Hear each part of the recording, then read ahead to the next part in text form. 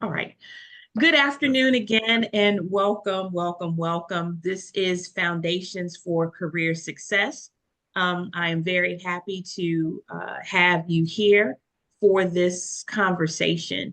Um, if you all don't know and you haven't met with me before, I am Dr. Johnette Ruffner Caesar. I am one of two career counselors in the CCAS Career Counseling Office. The other, my colleague, who is also a career counselor, her name is Erin Ahart. We are a team of two, but we do mighty work beyond a two-person team.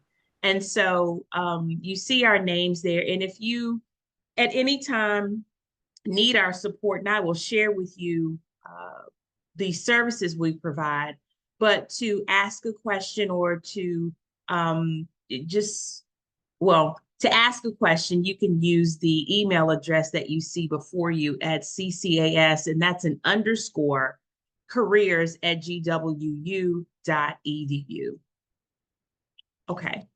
So in career services, and well, not just in career services, but one of the things that I want you to be aware of is that research shows that students who use career services, not just ours, even once during their academic careers are more likely to succeed in finding work and building a successful career. In addition to that, there's research that suggests it cuts down the amount of time that it will take to acquire a role after graduation. So congratulations. You have met with us at least one time after this presentation, but we certainly want to encourage you to join us for other workshops, but also meet with us one-to-one as well. So we offer three areas of support: career exploration, career development strategy, and career tools and resources. And so with career exploration and career development strategies, we are here to meet with you one-to-one. In career advising sessions, they're usually about 45 minutes. And you can schedule time to meet with us through the Handshake platform, and we'll talk more about that later. But many of our students, come to us because they want to explore various fields and industries that best align with their values, interests, personality, and strengths. And so we are here to help you to do that, to figure out what it is that you want to do, even if it means or you're exploring something outside of the degree that you're currently exploring. The other thing that we help with is to help you to create a career development strategy. So, helping you to identify the best ways to take advantage of your career, how to make connections, maybe with alumni and folks in your network, or how to build a network, and to direct you to the resources that are available on campus and beyond that will help you to get there. Also, we have access and are aware of career tools and resources. There are various online tools that can support you, as well as activities and hundreds of in-person and virtual events that are at your disposal. And so our goal is to make you aware and to connect you with those opportunities as well. So as we move to the next phase of this presentation, what I want to do is help you to create a career success plan. And I think that plan consists of three areas. The first is knowing yourself. The second is building connections. And the third is how to successfully and strategically move from the classroom to career. So just to give you a little insight about me and why knowing yourself is important is because not only am I a part-time career counselor here at GW, I also own a professional services agency. Well, I started that agency after, and I want to stress after my third degree, And that third degree was a doctorate in education policy and leadership. I have also a master's and, of course, an undergraduate degree. After I completed my doctorate and went back into the workforce, and I did secure a role, but I experienced, unfortunately, two layoffs due to one of the organizations experiencing needing budget cuts and the other deciding to do a complete reorg. And so that placed me in a very interesting position. And if you're like me, I was always taught go to school and then you get a good job and live happily ever after. Well, for me, I'm into the living happily ever after, but I ended up taking a route that I didn't expect to take. And so as I've been working with my clients, and those clients are mainly my target audience is mid to senior level career women. I have learned that they come to me for various reasons. Sometimes they get to a place in their career where they're stagnant, they're bored, they are risk averse, afraid to take steps to move in a different direction, all sorts of things. And so the reason the role here at GW was interesting for me is because I wanted to be able to impact students.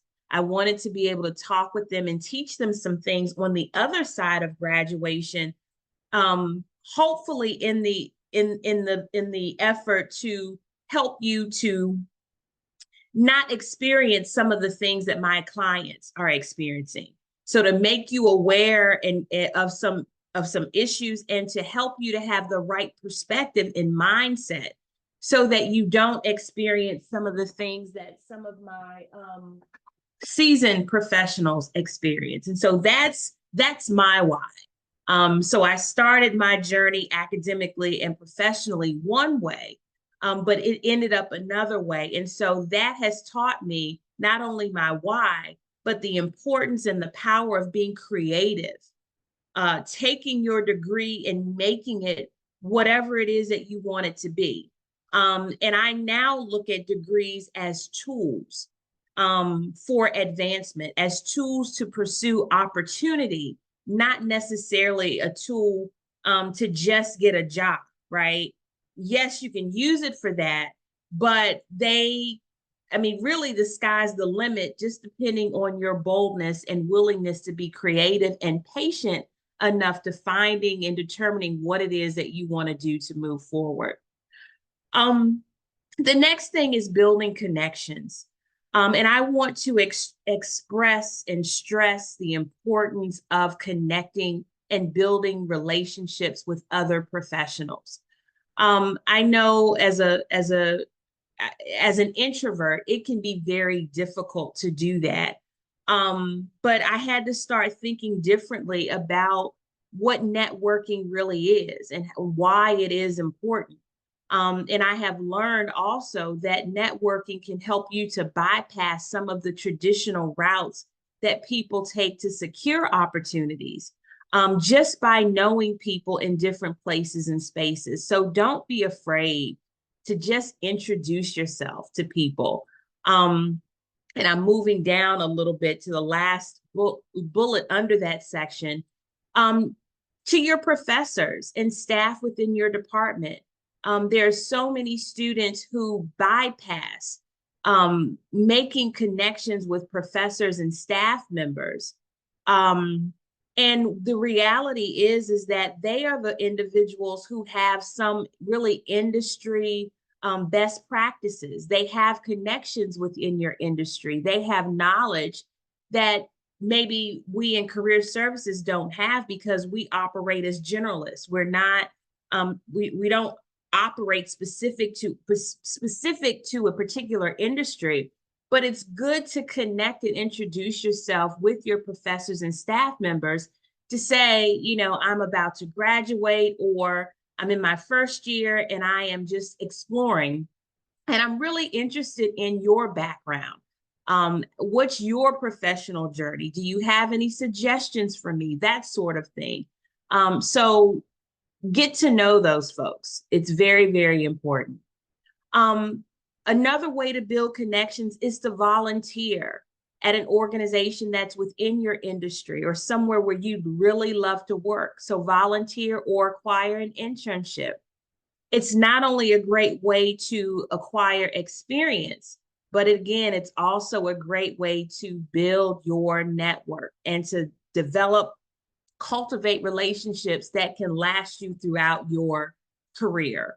And certainly be curious. Use curiosity to fuel your connections.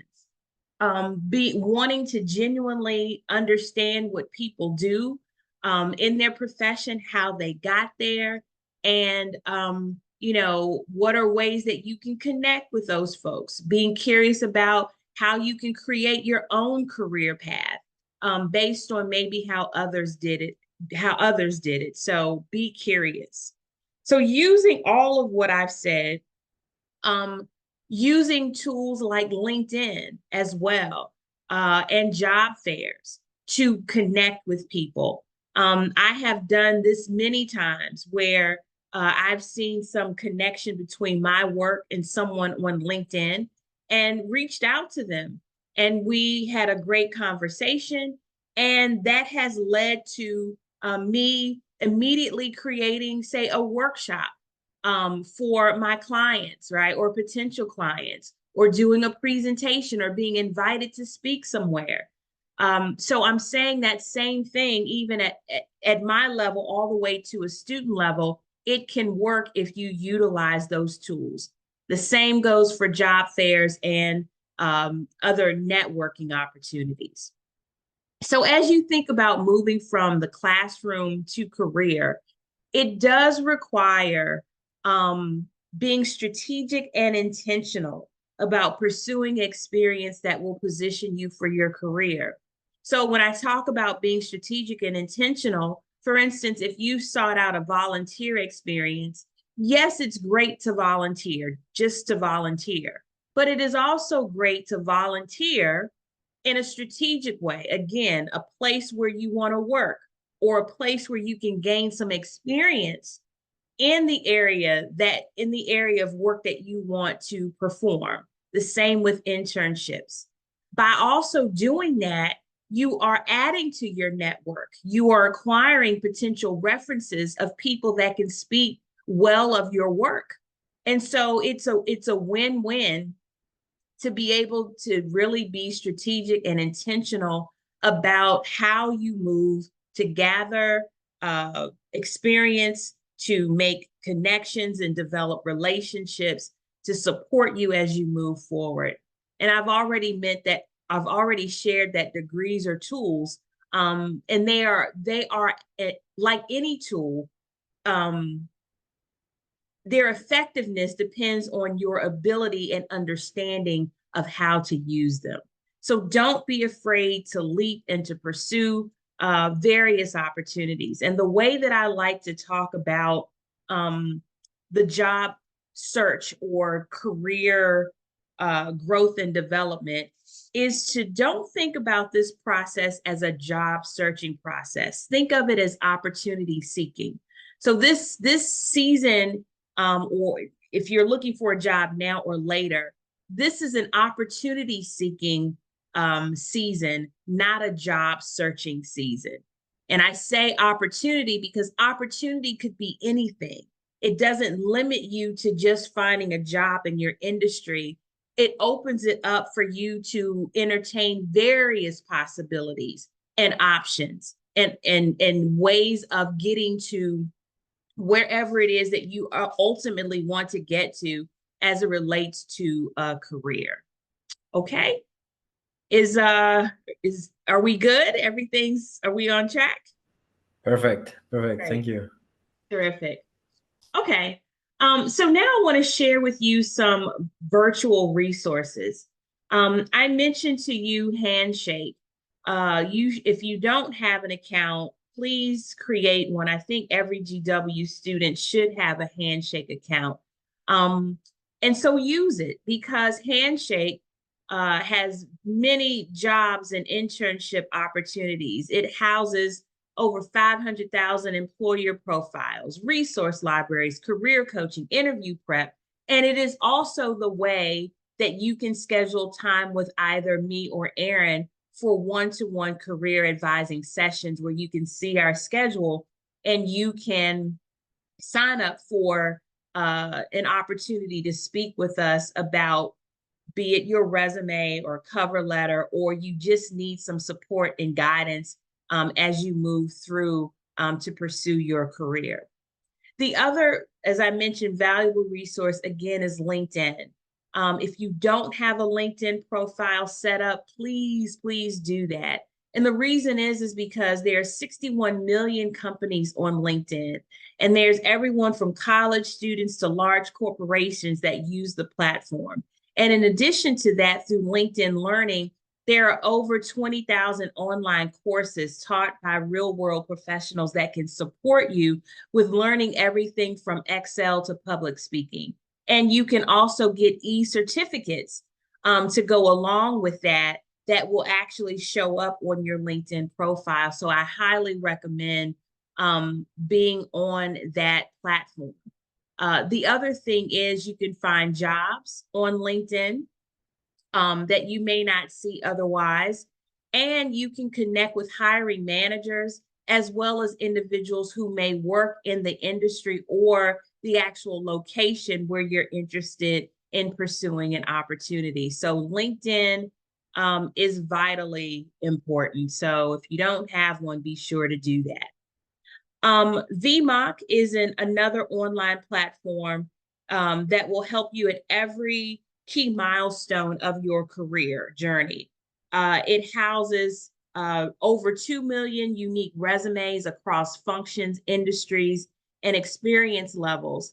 It has over 1,000 career pathway tracks that students and professionals from diverse backgrounds use. And it has over 40,000 skills database that you can use to support you as you work to determine your career path. Jobs Abroad, Going Global, and AISEC are platforms that you can use if you're interested in pursuing opportunities abroad. And so, be mindful of that. GW Career Connect is an online community exclusively for our students, undergrad and graduate students from all George Washington schools, class years, and industry to seek career guidance and professional development. And in addition to that, GW students, alumni, faculty can all network within, I think it's like 14 different industry areas. So everything from finance to science and engineering are all a part of Career Connect. So be sure to connect. And the other thing that I want to stress is that I think approximately 4,000 alumni and graduate students that have the ability to offer students opportunities are also on that platform. So it's a great way to connect with faculty, alumni, and fellow students. And as I mentioned before, connecting with us, CCAS Career workshops like this one in our one-to-one advising is always a great resource. Next, I want to just share with you how to gain experience on campus. And, there are various opportunities where you can acquire support in that way. And so our student employment team provides opportunities to gain skills and earn money by working on campus. And one of the ways to do that is through the Student Employment Talent Management System. And that offers over 40 different positions. And those positions range from, projects to social media manager. It really just depends on the department that's offering these particular opportunities. Also, our Office of Graduate Student Assistantships and Fellowships is another on-campus office that supports students with identifying, just as it is in the name, assistantships and fellowships. So be sure to check that office out. And also GW is home to approximately 60 research centers and institutes that contribute to the university's mission of discovery and scholarship and service. And so these research organizations, again, can span all of the schools, but can also be another place where you can find employment opportunities. Also keep in mind, these types of opportunities can be virtual, micro, paid, and unpaid opportunities. And so not only is our office available, but you have some resources can be obtained through the overall career services office. Again, that helps with providing you with resources and opportunities as well.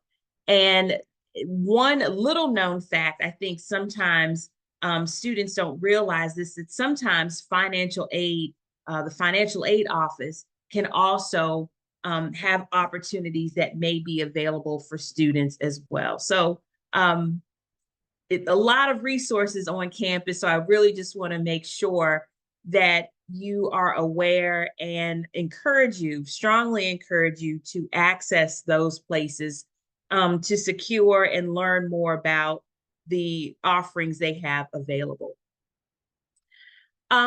So George Washington has over 320,000 alumni representing over 150 countries. And so the reason that is important is because Alumni Services has a way for, I believe there's a formal program for alumni to connect with current students. And, it's a great thing because many of alumni have their managers, their owners of companies who are looking to hire other George Washington alumni. And so keep that in mind. Seek out Alumni Services to see what they have in terms of the opportunity to connect with alumni for those opportunities. Another resource through Alumni Services is Greater Wisdom. And this is a platform where various lectures from distinguished GW faculty are housed, online courses are housed, virtual events, etc. So be aware of that. And also, this is an opportunity for you as an upcoming alum to serve as a subject matter expert where you too could share your expertise through a video that could be beneficial to current students. So keep that in mind. In addition, our office not only supports graduate students, but we support alumni as well. So even once you're done with everything, just know that you can always come back to us if you need any support as it relates to your career. And then finally, LinkedIn has approximately 36,000 GW LinkedIn groups of alumni from various schools, various industries. So keep that in mind as you move forward as well. So if you would like to take a screenshot, here are links to all of the resources that I just shared. And you can get to that very quickly and take a look around and make it work for you. And I want to stress the Life After GW, that's bullet 4. That's a survey conducted by one of our offices that talks about where GW students go after graduation, what part of the country, what industry, what organization. So you might find that helpful as you move along in your career journey as well. Okay. So I want to shift gears a little bit. So I've given you a lot of information as it relates to resources. But now I want to talk with you about actual steps and tips that you can use on your career readiness journey. And we've broken it out by year 1 or year 2, but these things, essentially what we're saying, whatever program you're in, things that you can do towards the beginning of your program and things that you can do towards the end of your program. So number 1, as I've been stressing this entire presentation, is visit us. so that we can support you with your resume, review or construction. We can support you with your career strategy, and support you with optimizing your LinkedIn profile. I always say the best resumes are those that are aligned with what it is that you want to do. And it takes a skilled eye to really be able to support you in that way. It takes a level of skill to be able to help you to construct how you relay what you've done in each of your roles so that you are well positioned for the roles that you are seeking. So be sure to connect with us if you feel like you need that kind of support. I mentioned before obtaining work experience through internships, work study, volunteering. And when you do that, look to acquire highly sought after skills, leadership skills, communication, problem solving, project management. These are, really key skills in any work environment. So be intentional about pursuing that. And let me just talk a little bit about problem solving. So I think with technology, and especially like with COVID, after COVID, the world of work changed drastically. And more people are working virtually more than ever. And there were industries that were like, we could never work virtually. But because they had to find a way to do it, they're now doing it at a rate that we've never even thought about or heard of. And so because of that, it provides opportunity, again, to be creative and to be curious. And so my message is don't wait for opportunities to come to you. Create opportunities. Always be looking through your curiosity for ways that you can solve problems. So even in one of your classes, for instance, if your professor is conducting a conference, gearing up for a conference, and that person shares it with the class, and you happen to see that through what the professor is sharing, that there is an aspect of that program development that needs some work, or the professor says, hey, I need some help in this area, and you know that you can provide that help. Well, if you volunteer to provide that help, it does two things: gives you some additional experience. It helps to build your network because now that professor gets to know you and knows your work. So now that person can be a part of your network and could possibly serve as a reference for you. And so that could lead to other opportunities. So it's like, oh, yes, Jose supported me in this way. And if another professor comes to that professor may recommend you to do the same thing for another, which again is experience, but could also lead to paid opportunities, etc. So that's my long way of saying, be a problem solver, explore, and be creative. Okay. I think I have said enough about building your network, I think.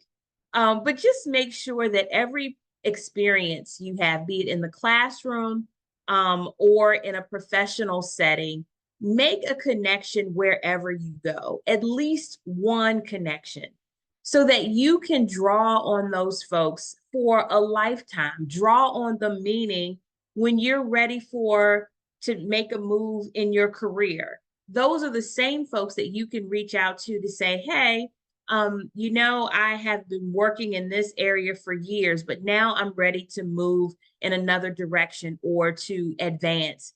And I would love your support to keep your ears and eyes open if you are aware of any opportunities. Those same individuals may have connections to where it is you want to go, right? Be it friends or colleagues or what have you. So build all throughout your career, wherever you work, whatever level of work, from volunteer to paid, make sure you build at least one connection and keep that connection strong throughout your career.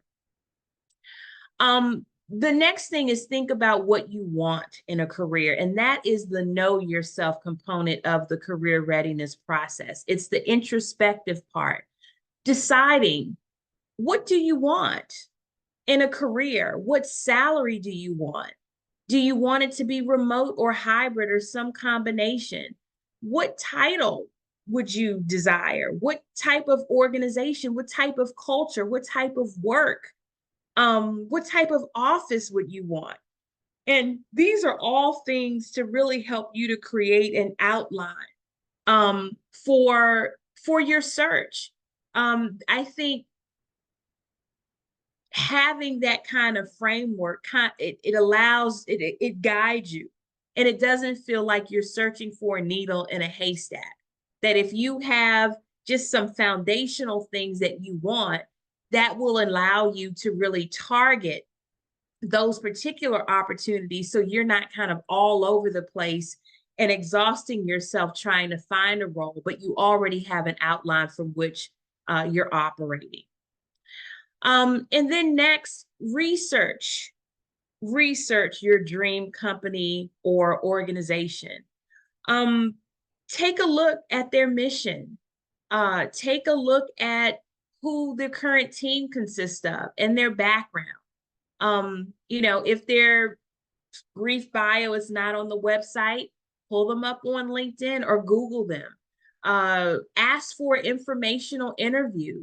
If you haven't been invited to an actual interview or you're considering applying for the role, there's nothing wrong with asking for an informational interview to get more information about the organization that you may be interested in landing a role with. Okay. So that's for the first part of your academic journey related to career readiness. And this is for the latter part. So always continue to work on your resume. It's a living document, meaning as you gain experience, you're going to add your experience to that document. You also may discover more powerful ways to articulate the work that you perform. So you always want to position yourself as a thinker, as a leader, as someone who gets things done. And you want to communicate that all throughout your resume to the extent possible. You want to communicate what you've done, and you want to be able to quantify what you've done as well. So with all of those components, it's helpful to sit with a career services professional to continue throughout your career to help you to update and to maybe make suggestions of, again, improvements that can be made or enhancements that can be made on your document. Next, learn your professional brand, meaning what gifts, talents, expertise do you bring to the table? What are you known for? What do you want to be known for? So if you don't know the answers to these questions, start asking your friends or start recalling what people you've worked with, what they've said about your work. Oh, you're really good at facilitating workshops, or you're really great at analysis. Keep that in mind and own it. Sometimes we can feel like people are just giving us compliments, but there's fact in the compliment, right? There's no reason for someone just to, puff you up, right? They're actually giving you good feedback that you can keep and digest, that can be added to your resume, and also that can be shared during an interview, or if you're just meeting someone in a networking situation. And the reason knowing your professional brand and articulating it is important is because I always ask this question, and the question is, would you pay thousands of dollars for a product if you didn't know what the product did? If you didn't know what to expect out of the product? Probably wouldn't. The same way goes for you as a potential employee.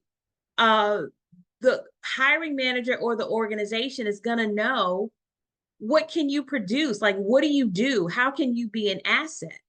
And depending on your ability to articulate that, can determine whether you obtain the role or not. And it will definitely determine the salary, uh, boost in salary, all the salary increases, all of that. So learning and knowing and owning your professional brand is critical. Sell your professional brand. Again, network. Don't be afraid to talk to people. Let your community know what you do and what you're interested in doing, so that you can continue to secure many, many opportunities. I also recommend joining a professional organization within your industry. Memberships can be expensive, but if you do it as a student, they're less expensive. And sometimes your school has student rates, or maybe GW already has a professional membership that you as a student could be a part of for free or at a significantly reduced rate.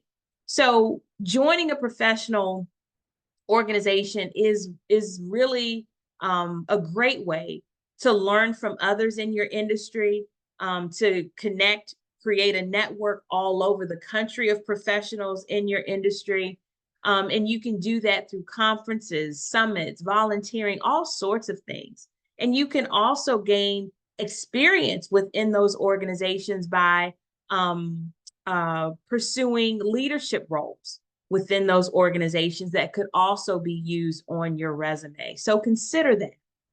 And then finally, get a mentor. Identify someone who is where you want to be to serve as your mentor.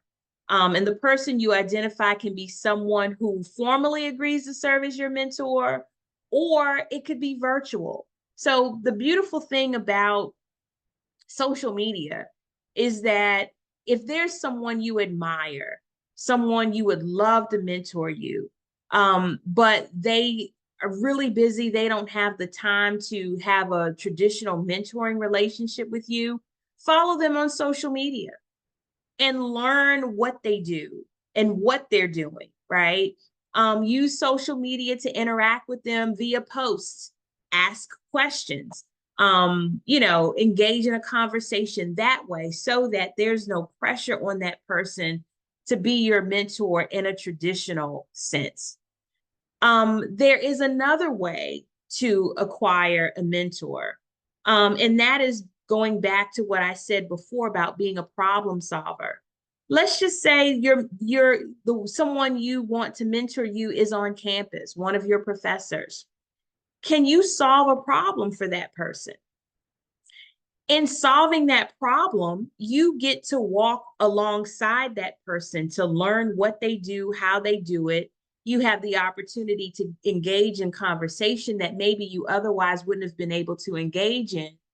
And slowly but surely, even though it may not be official, that person is essentially serving as your mentor, by this relationship that you're establishing, because you're able to solve a problem for that person. It could be a technical issue. It could be, program development they need support with, any number of things, but be constantly having a mindset of opportunity. What opportunities are here? What problems need to be solved that I can uniquely to solve? If you go about your life thinking in that way, many, many, many opportunities will come your way, and you will definitely be engaged with a group of people all throughout your life that can be wonderful connections and resources for you. All right. So as we come down to the conclusion of this conversation, I want to make you aware of our other career readiness workshops that are coming up throughout the term. Last year was our first time doing this series, and so we are going to continue it throughout. We're going to continue the process. I'll say it that way. but the offerings may change over time. So we are offering most of what we offered last year with some adjustments. So we did this session, creating foundations for career success. We're doing interview with ease. And that session will be conducted by our other career counselor, Erin Ahart. And then we're doing our resume session. So last year we did revolutionary resume, but it was conducted kind of from the perspective of students who already have a resume. Well, this term we decided to scale it back a little bit and offer a back to basics session for students who may have some sort of a resume, but really need those basic foundational skills. But we will follow it up with a next level session, which is the same session that we did over in the fall, but at a more advanced level. We are also doing Resume Madness on March 28th. Resume Madness is an opportunity from 9 a.m. to 5 p.m. to meet with us in 15-minute slots to answer some very quick questions. 15 minutes, that's it for each student. And we just ask students when registration is open for that you would send us what your question is or whatever documents you want us to review in advance so that we can maximize the 15 minutes. And then the last workshop on April 4th is working your network, learning how to engage people to be a part of your network and how to maximize those connections. So those are all opportunities, and you can find all of them and register for them via this website or via Handshake. Either one, you'll be able to see all of our offerings that are coming up. Okay. All right. Well, thank you very much. And I would like to just open the floor for any questions or comments. I think it was a great presentation, and I don't have any questions. I think it was really complete, and I am looking to scheduling an advisement and a meeting. Great. Yeah, but thank you very much. You're welcome. You're welcome. I'm glad this was a good use of your time. And Erin or I look forward to meeting with you in a one-to-one career advising session. Perfect. Thank you. Yeah, thank you. You're welcome. I'm going to need it. You're welcome. Have a good one. You too. Bye-bye. Bye-bye. Thank you.